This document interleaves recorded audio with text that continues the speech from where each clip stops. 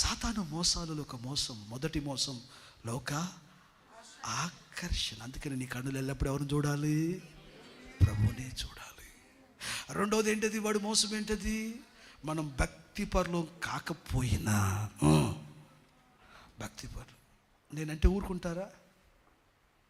ఊరుకుంటారా? వెంటనే వెళ్ళరా వడ్రంగి కొట్టుకి 2 తొంగలు 3 మేకులు తెచ్చేయరా, స్తోత్రం కలుగును కాక, సిలువేద్దామని.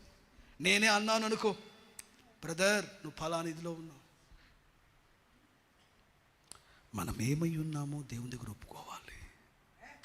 దయచేసి బూటకపు భక్తిలో బతకొద్దు. ఎవరిని మోసం చేయడానికి అయ్యా?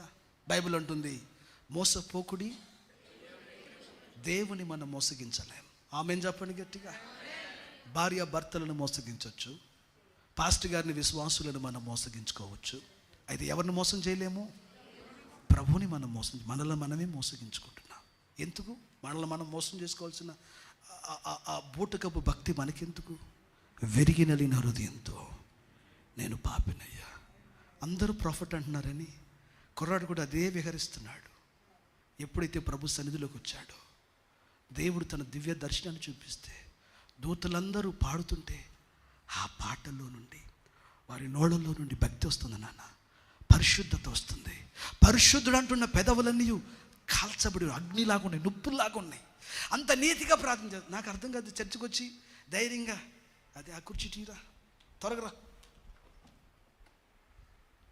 అలా ఆ బ్యాగ్ ఇటీయాక నీకు చూపించాలి ఒకసారి. నేను అది ఇదేంద్ర ఈ కలర్ ఇచ్చావు, సరే ఏదో ఒకటిలే.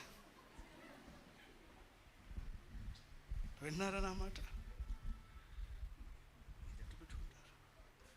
ఎట్లా పెట్టుకుంటూ వచ్చేస్తున్నావు.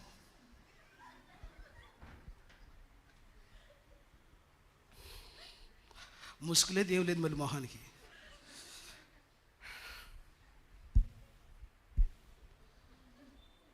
మందిరానికి వచ్చినప్పుడు మోకరించవా? బాయ్, మగ పిల్లలు కూడా చెబుతున్నాను ఈ మాట. ఎంత పెద్దవారమైనా సరే, ఏవండి మందిరానికి వచ్చిన వెంటనే నీ కుర్చీ పక్కన మోకరించడానికి ప్లేస్ ఉందే, మోకరించు. నువ్వెవరివో ప్రభుతో చెప్పు, తగ్గించుకోబ్బాయి దేవుని దగ్గర. మనం ఎంత స్థాయికి ఎదిగినా మోకరిస్తే ఎవరి ముందు మోకరిస్తా? మనుషుల ముందా? పాస్టర్ గారి ముందు నేను మోకరిస్తున్నా. ఎవరి ముందు మోకరిస్తున్నాను? నేను నా ప్రభు దగ్గర, మా నాన్న ముందు నేను మోకరిస్తున్నా, నా సృష్టికర్త దగ్గర నేను మోకరిస్తున్నా. తాడి చెట్లా నిలబడతావే, కొందరు మమ్మలా కూర్చుంటావే, వచ్చి మోకరించు ప్రభు దగ్గర. నేను ఎవరిని? ప్రభువా నన్ను క్షమించు, నన్ను మన్నించు, ఏమైనా ఉంటే దేవుని ఒప్పుకోవాల్సి ఉంటే. కుర్రాడు వచ్చేటప్పుడు ప్రాఫిట్ ఫీలింగ్లో వచ్చాడు. ఏ ఫీలింగ్లో వచ్చాడు? లోపలికి ప్రవక్త అన్నట్లుగా వచ్చాడు. లోపలికి వచ్చిన దేవుడు కూర్చోబెట్టి వాడిని కుమ్మేశాడు. వెంటనే అర్థమైపోతుంది, పరిశుద్ధుడని దూతల నోళ్లలో నుంచి అగ్ని బయలుదేరుతుంటే, పవిత్రత బయలుదేరుతుంటే, నేను అంటానికి కూడా యోగ్యత లేదు నాకు, నేను అంటే చచ్చిపోతానేమో అనిపిస్తుంది నాకు, ఆయన పేరుని పిలవడానికి అర్హత లేదని అర్థమైపోయింది. నా దేశము మృతుల దేశం అని అర్థమైపోయింది. నా సహవాసం ఎంత నీచమైనది అర్థమైపోయింది. అయ్యో, అపవిత్రమైన పెదవులు కలిగిన వాడిని. మనుషుల బిరుదులను చూసి మోసపోవద్దు, నువ్వెవరివో నీకు తెలుసు. ఆ హృదయ లోతులోకి వెళ్ళి తొంగి చూసి నువ్వు ఎవరివో దేవుని దగ్గర పశ్చాత్తాపడి నలుగు, ఆయన కృప నీ మీదకి దిగి వస్తుంది. యేసుని నామమున మంచి చెప్పాలి. హల్లెలూయా.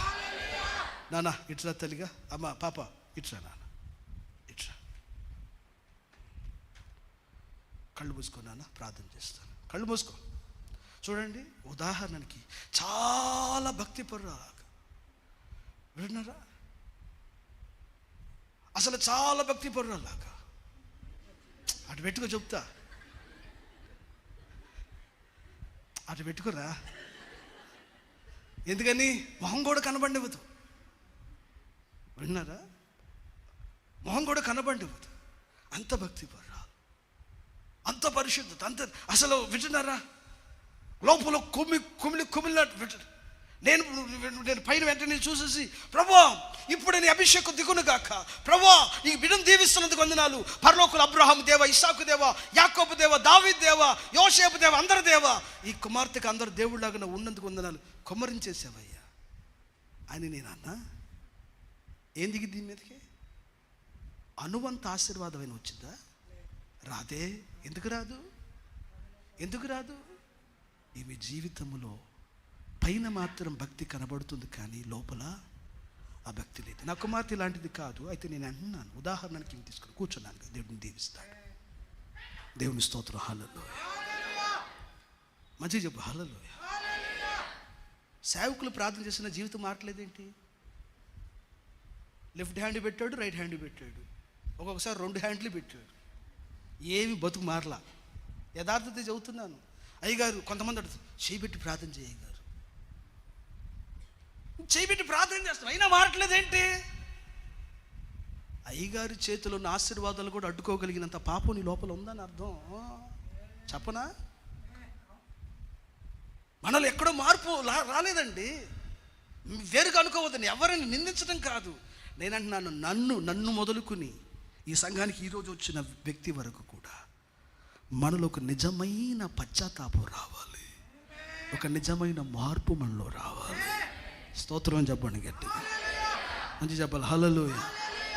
భక్తి చేయకుండా భక్తి చేస్తున్నట్టు కనబడద్దు. అప్పుడు దాకా అడిట్లా చూస్తానే ఉన్నాడు. నన్ను చూసినాన్ని,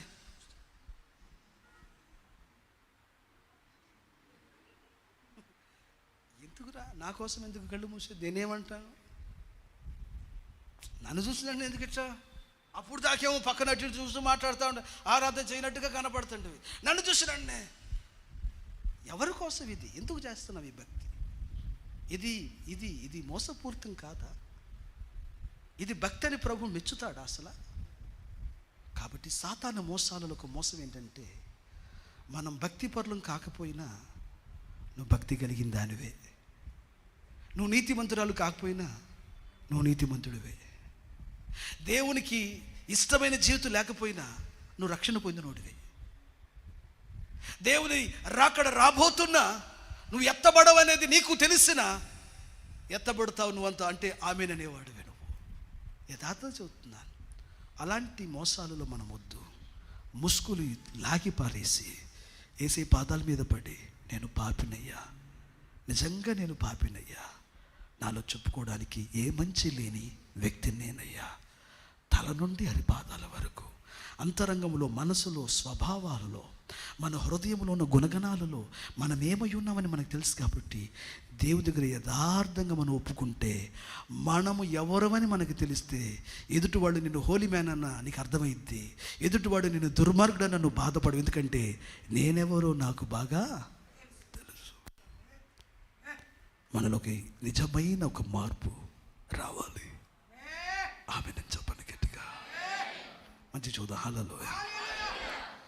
సాతాను చేసే మోసాలలో మొదటి మోసం ఏంటి? లోక ఆకర్షణలు చూపిస్తాడు. ఎందుకు చూపిస్తాడు?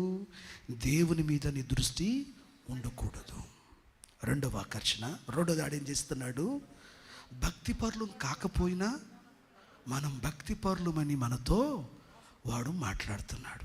ఆదివారాలు చర్చికి వచ్చి వెళ్ళే వాళ్ళందరే భక్తి పరులు కారు.